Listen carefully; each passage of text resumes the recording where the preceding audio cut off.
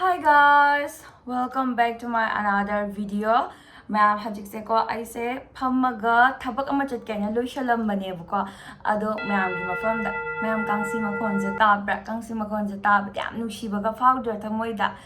ado sumaina suma khudi taba fange ado anyway ma'am wasigi video sidi aido thabak ama chatki hana loishana budi loire ado chatringai mamang asida ma'am gi mafamda yam kanagadaba nupi oiba singi damakta kanagadaba video ne buko asise adum ma'am na skip tawdabida adum yengbiyo full video adum yengbiyo buko the sumaina sum phamaga ma'am gi mafamda ngang haibidi sumaina ka sum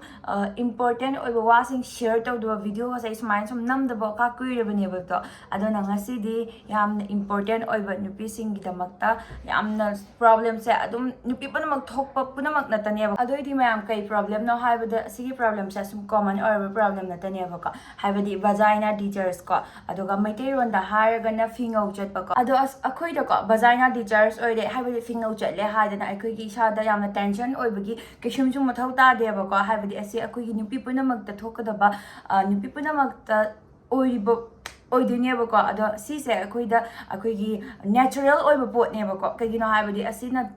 akhoi takpadi akhoi body se healthy oiri degi fit oiri isa manung degi thoklakwa potni da mayam vagina teacher se ko doctor consult tawgadabne ba hekta thoye na doctor consult tawgadaba sunatebako haibadi akhoi isa makta sigi pot se thuibani na phingou chotpa haibase ko isa makta akhoi da dedicate pine ba akhoi isa se sigi chatpagi mong khuchat se ko mayam laidana ko haibadi siga akhoi na dedicate tawrini akhoi se isa se healthy oi di haina ko adona mayam akhoi na isa da healthy oi haibase khangbat sidi akhoi na normal taba matamda akhoi na isa da healthy oi haina khalidana ko ado mayam sigi video sida ngasigi video sida aina hainingi se ko kamaina akhoi na si irritation feel or ko matam amasu yawi ba ko phana nungai taba matam amasu yawi na ko ado asi akhoi na kamaina ngak thokani haibagi video oidine ba ko ngasigi video sidi adoga mayam vagina teacher se ko akhoi gi khatang creamy orga yellowish orga thick oina chatwa matamda adodi ovulation tawa matamni adodi kaino haibada akhoi gi periods lorakpagi akhoi gi 1 to 2 days leraga koi 7 days body ovulation or bigi matam loidina ko sidi nupi puna makhangwa mi natane ado asigi matam sidi koi gi sa se ko healthy oily thick oily haiba oibane ko adoga koi greenish type ka oiraga khatang henjana chalakpa matam da adodi mayam na doctor consult tawbiyo haibadi adodi aiso haijaba ngamde ko doctor da consult tawbiyo haibi yeng thopiyo ko yamna overflow da chatpa ka su mayam laidana ko adodi doctor consult taw hajigi problem sing sidi lo common natane adoga aina aigi isamak ta thokja ko haibadi ayona vagina teachers taw matam da yamna irritation or ko matam yawi hakat charakpa koi isa da noi ta hangui poklakpa manam nam thirakpa matam go yawbodo akoi gi akoi gi panty da khangde chusan na leiba khotpa mayam su yawi dana ko aduga gi akoina kan haibadi adugi damakta koina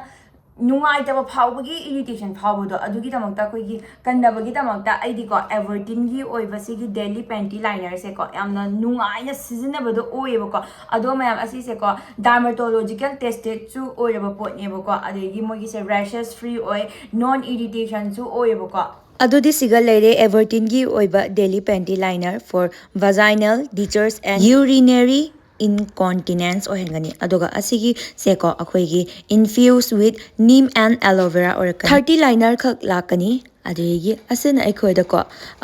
rashes free non irritation adegi individual wrap adegi negative ion strips su yaugani ye outer control breathable su ohengani abako asigi manung de yauri basina ko cottony feel ohengani abako adegi manung de yauri strip mayam sina akhoi da yamna comfortable amadi yamna fresh feel ohengani abako habadi clean amadi entire day se ko khoi gi isada yamna nungai bada ohengani aduga sigi everteen gi pantyliners se ko yamna su nungai ba adegi dermatological tested ne su hai ko mayam do mayam da aina sigi daily pantyliner gi kana ba se haijare dana ko ado aigi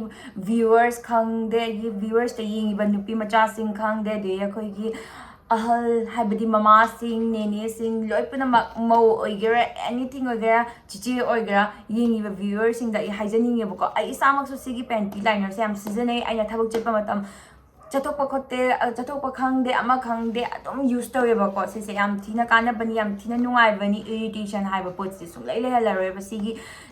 sigi pot se season agradi ko aduna mayam na sungsoi shoidana lebiro ꯑꯩ ꯏꯁꯥꯃꯛꯁꯨ ꯁꯤꯒꯤ ꯄ꯭ꯔꯗꯛꯁꯦ use ꯇꯧꯋꯤ ꯑꯩꯅ ꯃꯌꯥꯝꯒꯤ ꯃꯐꯝꯗ ꯍꯟꯖꯟ ꯍꯟꯖꯟ ꯍꯥꯏꯔꯦꯗꯅꯀꯣ ꯍꯥꯏꯕꯗꯤ ꯑꯩꯅ ꯑꯦꯅꯤ ꯆꯠꯊꯣꯛꯄ ꯈꯣꯠꯇꯣꯛꯄ ꯈꯪꯗꯦ ꯑꯗꯨꯒ ꯁꯨꯝ ꯑꯩ ꯑꯁꯤꯁꯦ ꯌꯨꯁ ꯇꯧꯋꯦꯕꯀꯣ ꯌꯥꯝ ꯁꯥꯊꯤꯅ ꯅꯨꯡꯉꯥꯏ ꯑꯩ ꯃꯌꯥꯝꯒꯤ ꯃꯐꯝꯗ ꯍꯥꯏꯖꯟꯅꯕꯁꯨ ꯅꯠꯇꯦ ꯑꯩ ꯏꯁꯥꯃꯛꯅ ꯌꯨꯁ ꯇꯧꯔꯒꯀꯣ ꯑꯦꯛꯁꯄꯤꯔꯤꯌꯦꯟꯁ ꯂꯩꯔꯒ ꯁꯤꯒꯤ ꯄ꯭ꯔꯗꯛꯁꯦ ꯌꯨꯁ ꯇꯧꯔꯒ ꯃꯌꯥꯝꯒꯤ ꯃꯐꯝꯗ ꯍꯥꯏꯕꯅꯦꯕꯀꯣ ꯍꯦꯛꯇ ꯍꯥꯏꯖꯟꯅꯒꯗꯕ ꯅꯠꯇꯦꯕꯀꯣ ꯑꯩꯅ ꯑꯗꯨꯅ ꯃꯌꯥꯝ ꯑꯁꯤꯒꯤ ꯄ꯭ꯔꯗꯛꯁꯦ ꯀꯥꯏꯗ ꯐꯪꯕꯤꯒꯅꯤ ꯍꯥꯏꯔꯒꯗꯤ ꯃꯁꯥꯒꯤ ꯑꯣꯐꯤꯁꯤꯌꯦꯜ ꯑꯣꯏꯕ ꯋꯦꯕꯁꯥꯏꯠ ꯑꯦꯚꯔꯇꯤꯟꯒꯤ ꯑꯣꯐꯤꯁꯤꯌꯦꯜ ꯑꯣꯏꯕ ꯋꯦꯕꯁꯥꯏꯠꯇ ꯅꯠꯇ꯭ꯔꯒ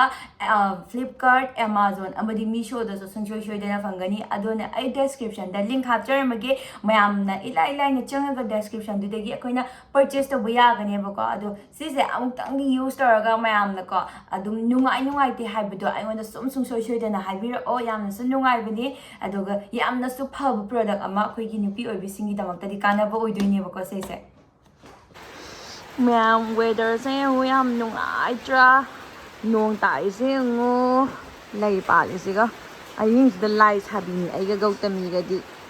ꯅꯣꯡ ꯀꯟꯅ ꯇꯥꯔꯤ ꯅꯨꯡꯉꯥꯏꯔꯤ ꯋꯦꯗꯔꯁꯦ